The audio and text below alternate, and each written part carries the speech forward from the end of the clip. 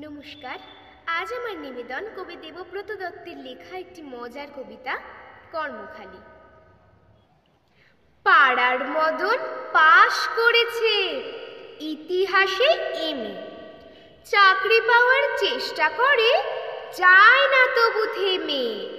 মদন পেল গোপন খবর আলিপুরের জুতে, বন মানুষের চাকরি আছে জানতে পেল ছুটে।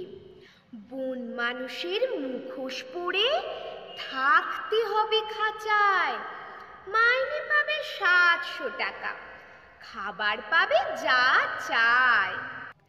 বেকার মদন অনিচ্ছাতেও চাকরিখানা নিল, দর্শকেরা বেজায় খুশি, দারুণ মজা পেল।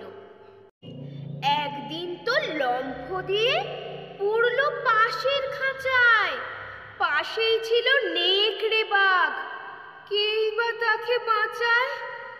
হালুম করে বাঘ বাবাজি যেই তুলেছে থাবা, বন মানুষ তো চেঁচায় ভীষণ, মরে গেলুম বাবা।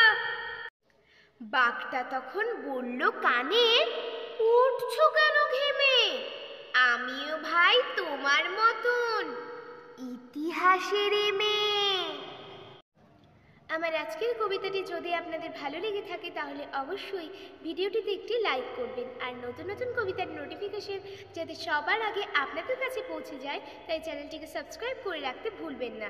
কেমন লাগলো অবশ্যই কমেন্ট করে জানাবেন। আবারও দেখা হবে নতুন কোনো কবিতায়। নমস্কার।